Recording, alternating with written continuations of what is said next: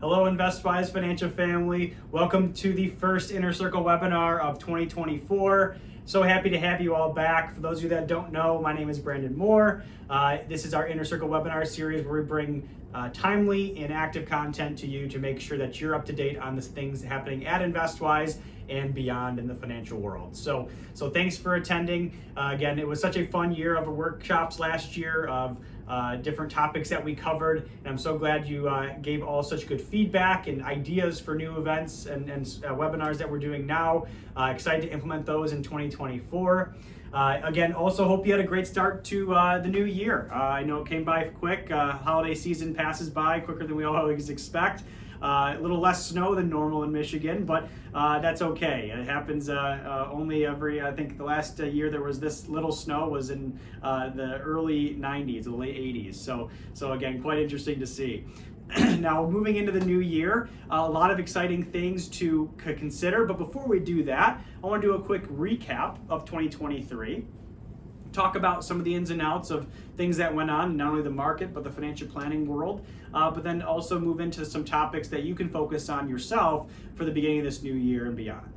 So again, so any questions or things that you think of in these webinars, again, I have a big list of content to be covering this year, but I always encourage any participation as well. So please send me an email, give me some ideas of other things that you might want to see personally that I might not know about. And again, we can gladly cover that and make sure that the whole rest of the group that attends these can be very educated as well.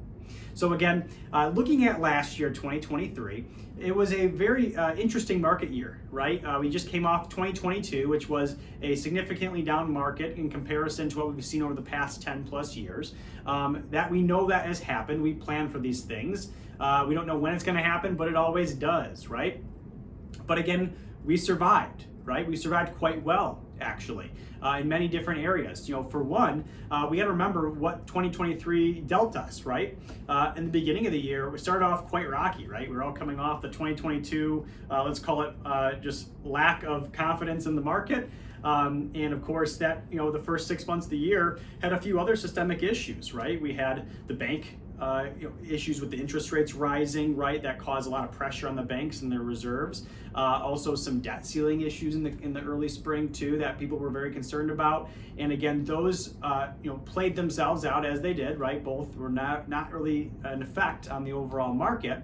But again, those were big concerns. And again, what caused a lot of fear in the beginning of the year, people that stayed out of the market, was some of those items. But again, the first half of the year, get at least about over half the return of the market did in the whole year of 2023, right? So participating still was a good option, right? Especially if we got out in 2022. But going through the rest of the year, just as normal, right? We didn't have much of an exciting end of summer to mid-fall, a little bit of a waiver there, right? But near the end of the year, nothing due to the fact of more so news in the market about interest rates maybe being brought down in 2024, the stock market got a little bit excited, right? Thinking that, oh, there's some good things coming in the future for growth in companies, so maybe that we can get excited ahead of time, right? Just kind of how it always works, a illogical reaction to a logical situation. So again, that's how we saw a great end of the year run up, and I'm glad that we got some of those. But again, we don't really react one way or the other to that happening, right? We know we have our different buckets and our clients' plans set up for different reasons. We're glad to see it. The later bucket's been doing great. The soon bucket's been maintaining and being consistent. And of course, now we're just focused on how can we maybe restructure for the new year, right? New year, new environment, things to consider, and we're going to be here to help you do that, all right? It'll be one of my points I cover here in a moment. So overall, a fairly good year, but again, one that I want you to remember as a learning experience, if anything, right? The best thing to hedge yourself against, bad markets is time, right? And we all think that we have limited time, which that is true. However, when you actually piece apart your financial situation, knowing what you have now and what you're going to need later, 99% of the time, you don't need all those dollars right away. And if we can properly structure that in a portfolio and a plan that separates the now, the soon, and the later, you're going to have a much higher chance of success no matter what the market decides to do, because we are making sure that time matches how you're planning on using your money. Okay, so hopefully that was a good recap. Some things that we looked at last year was staying a bit more on the focus of watching for opportunities, but not being too quick to jump in, right? This year in 2024, we're looking at some different restructuring in the portfolios that we're going to be talking about with you individually in your review meetings and how to take advantage of these opportunities in the new year. Okay. But all in all, going into the future here, we have a couple things that I want to talk about on your financial to-do list for 2024. Now, I could have a 3-hour workshop here of how to plan out each month of the year, but I want to start off one by one. Make sure that you have a list of items that you can say, hey, I got the basics done. I'm just recovering from maybe too much pie in the end of December there, and now I just want to focus on the important stuff, and we'll get to the nitty-gritties in February and March and coming into tax time. So I put together a list of items that I think is really important to reconsider after the holiday season. So first things first is, when I do bucket planning with you, as you all know, or those who haven't maybe done that yet, is planning out big purchases is a very important tool to have, or resource, the knowledge to know before you actually make that impulse decision, right? Because if we can plan in advance for if we're gonna need these dollars, we then can make sure that the stock market doesn't interact or affect that ability to have that purchase actually happen. So when I say reset those goals in our last webinar, one of the things I'm meaning is, what things do you want to do, right? Some people ask, what things can I do, Brandon? Well, world is your oyster, right? We can give you the tools, but you got to decide what you want to do, right?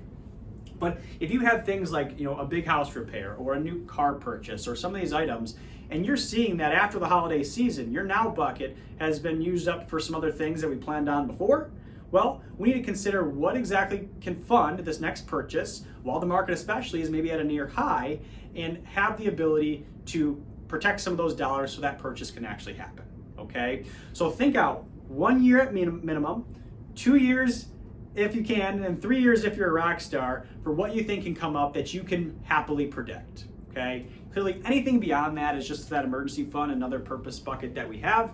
But again, we want to make sure that you're optimizing your investment world with your personal life world, that you're not over committing to one or the other. Now, another thing that doesn't apply to not everybody, some people like to keep track of those numbers effectively and some don't, right? Just our personality types differ. But again, it's very, very easy to really let go of the restrictions that we normally put on ourselves on a month-to-month basis over the holidays, right? Meaning we might spend a little more here or spoil the grandkids, more over there. So again, it's a good time just to review just the playbook, right? What happened? What did we actually spend our money on? A good time for spouses to sit down together and just say, hey, here's kind of where we ended up last year. Here's what we can do to change it better for this year, right? We're going to be doing some of those things in our review meetings anyway. But again, I want you to start thinking about those as a team before you formulate kind of the other plans that we might have, all right?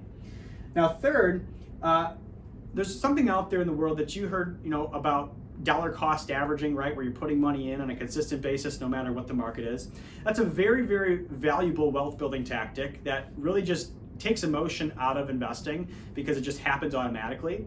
That also kind of comes in the reverse a little bit when you're taking withdrawals from a portfolio. But again, I really want to make sure that you're aware of the importance of revisiting that on a year-by-year basis. As you come into the new year, you might have different income streams. You might be at a different point in your life. If you're still saving, a great opportunity to maybe increase those 401k contributions if you have room. But also looking at your consistency of, are you going to be at the point you want to be by the end of the year? Many individuals that I see say, yes, I'm maxing out my 401k. Okay, well, is that maxing out the match, or is that maxing out the actual limit that you have in the plan? And one way to do it ahead of time is to make sure that you see that, hey, I need to put in X dollars every month for the next 12 months to be able to actually reach the limit that I'm trying to go, attain, right? And so those are things that I want to make sure that you are thinking about for the new year. Have that planned out in your expenses and your cash flow, so that when you see what's coming in, you can spend that, right? On the things that you have to pay for and the fun things that you have planned. Everything else is simply just going to be for that extra fun items that, again, you can enjoy with, right? Because your investing's taken care of and your personal expenses are taken care of.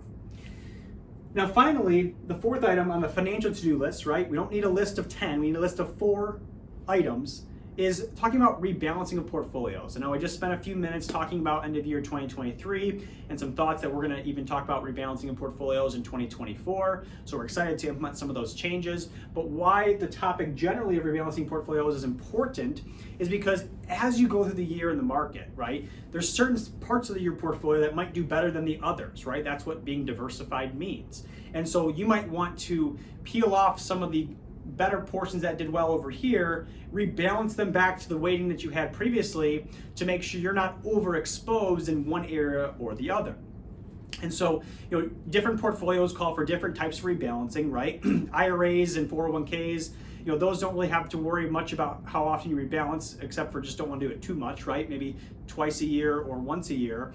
Whereas taxable accounts that you might have that are generating taxable events like capital gains and dividends, you got to be careful with those, right? Because you don't want to end up rebalancing and paying more taxes than you even need to.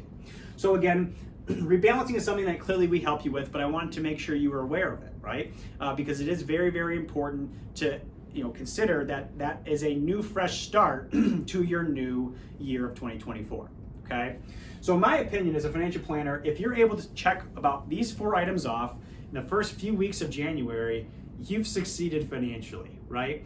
You're thinking about your financial plan, you're thinking about your financial health, and now you can focus on the more adequate things that you want to do for the year, right? We'll talk about some tax planning in the future, some estate planning, some other strategies and thoughts and things you can share with others. But again, right now, focus on yourself, take care of yourself first, and then we'll move on to the more advanced stuff that you can have fun with later on in the year, okay? So hopefully that's helpful, fairly lighthearted, but again, I'm doing the same for myself personally as we go into the new year. Now, a couple other items that are coming up just to preempt your mind and thinking.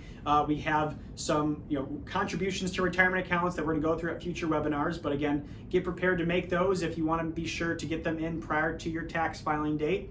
And beyond that, let's make sure that we're planning for and being intentful about the things that we want to do, right?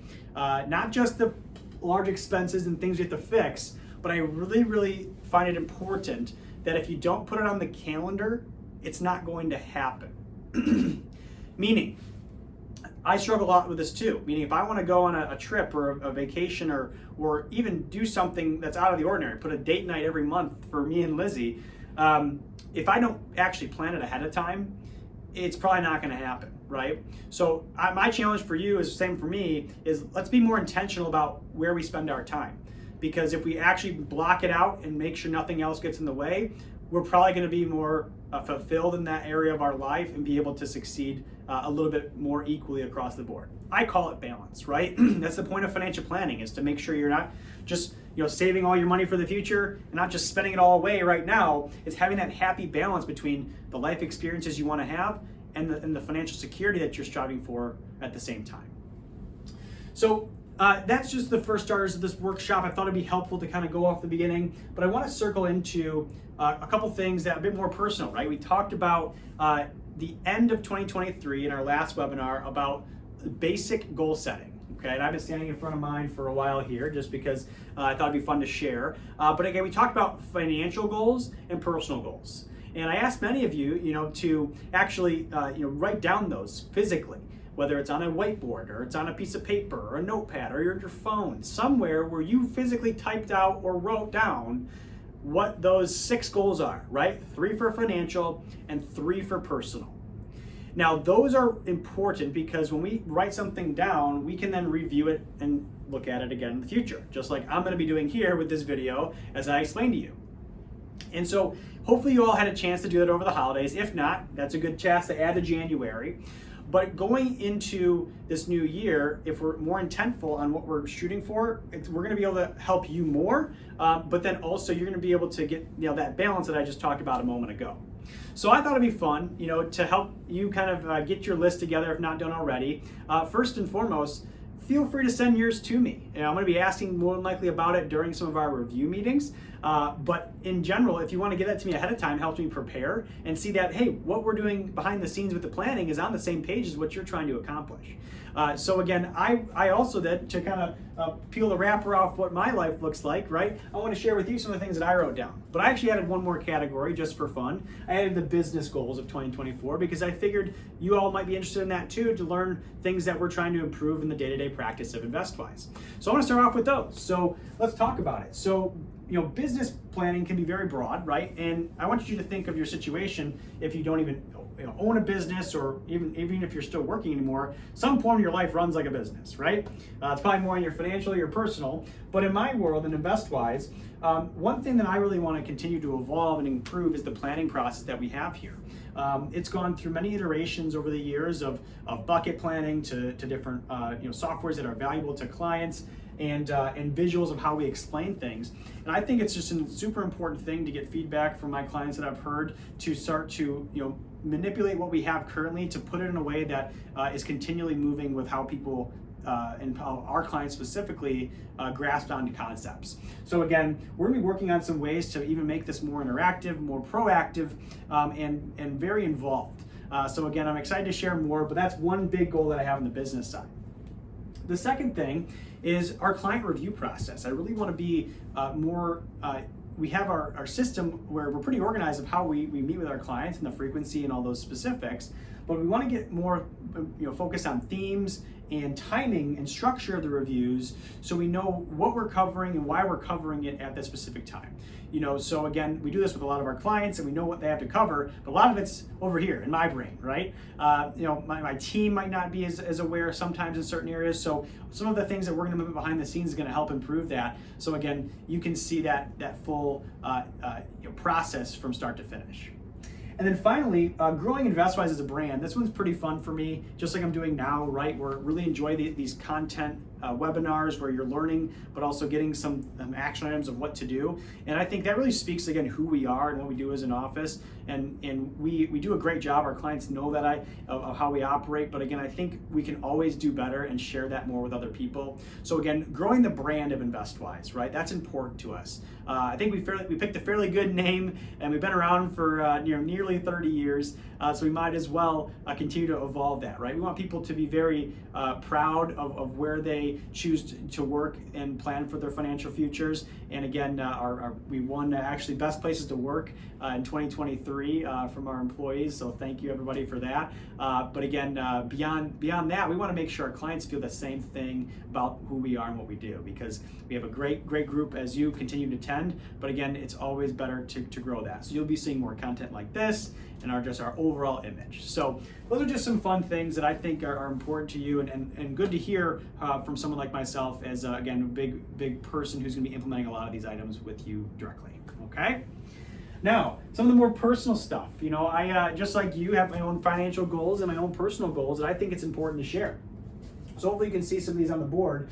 But one thing that I think is important is staying consistent, with savings. And I think I'm very good at, when I say I'm gonna do something, I follow through with it. And I like that quality of myself. And I feel really bad if I don't, continue to follow through with it. But I know this year's gonna be probably a pretty big year for me, right? We got a lot of, improvements we're trying to make here on our business level. But then also, again, personally, I'm getting married. It's in June there. It's gonna be exciting. We've been together for so long, it feels like we're married anyway. But again, there's gonna be a lot of busyness and challenges that I wanna make sure that Lizzie and I stay very consistent with our savings and where we're on track for, right? Because I'm sure many of you know weddings, cost more and more every year, and it's easy to go over budget here and there. But again, I think we have a great team approach of staying consistent with that. Also on the side of financials is staying more in touch with Lizzie about these items, right? Meaning, really, I touch base with her a lot about our financial situation, what's going on, and things I want to tweak or make improvements to. But again, I think it's important, especially a new marriage, and we have mostly combined finances at the moment. But again, being very intentful about how we talk about these items. So maybe that's something you could share too in your situation if you're married or have a significant other. Is having these conversations more closely every quarter, right? To make sure that you guys are on the same page, not only with your goals, but the financial aspects. And then finally, one thing I've been really wanting to do, and I really just can never decide of where to do it, is support a charitable cause. I used to be involved in many different aspects of supportive groups of community service groups and other things. But again, I think, supporting a charitable cause, meaning more financially, whether it's my time or money is one thing, but again, I want to maybe help younger generations with some financial literacy or some other aspects. So if anyone knows any causes like that, please let me know. I think it'd be really great to support something like that. So those are some of my financial goals. I think very reasonable to attain, but again, I need to be reminded of them. But finally, something a little bit more interesting on the personal side, something that we talk about in meetings, as you might know, but again, some of you don't know me too, but I like to stay active. You're working out about 4 times a week, not a day, geez, that'd be crazy. But 4 times a week would be a really good goal for me. I kind of struggle with that, as the mornings are especially now super dark, and it's just, you don't want to get out of bed. But getting involved back in that, I think, is good for the mental health as well as the physical health. Getting involved in one new hobby or group. So again, I encourage a lot of my clients to do this too. But again, it takes a little bit of branching out to kind of always level up in whatever life experience you're trying to get to, right? And so, I have clients that have tried travel groups and loved it, or joined a senior group that they enjoyed, right? Whether it's pickleball or a club or whatever it is. And it's really that human interaction and involvement that really gets us moving. And that's the same thing with me, right? That's why I'm in the job that I am, because I just love people. So again, if I can get involved in a new hobby, some sort, I'm thinking maybe something, automotive related would be pretty cool, or even just, like an intramural sports team. I think that'd be fun, right? From a couple aspects. And finally, those of you that do know that I'm a big water skier, slalom course skier, if you're familiar, go around buoys in the water. And this won't mean much to you, but it says water ski at 34 miles an hour at 32 off. Okay, so what that means is, again, the boat is going 34 miles an hour through the course, straight through, and then there's a course around it with the buoys that I just talked about. There's 6 of them, and the goal is to get around all those 6, but the faster the boat goes and the shorter the rope gets, the harder it is to do that, right? Because you're just a pendulum. So again, so I'm currently at roughly 32 miles an hour, 22 off. So again, feel free to Google 28 off and what that all means again, or I can explain it to you more in a meeting. But again, those are just some personal things that I thought I'd share with you. It's going to be a very exciting year, so I hope you can write down some of those items for yourself and share them with me. I'm excited to talk to you about them. But again, don't forget your basic steps for the new year. Start small. We'll get to the bigger, more complicated stuff later. And hopefully you're feeling a bit empowered to kick off January of 24. So again, I thank you all, so much for tuning in and listening and participating. We're going to be off to a busy year in 24, but we are glad to be your financial planning resource for now and of course years to come. So thank you, everybody. Have a wonderful start of the new year, and we will talk to you soon.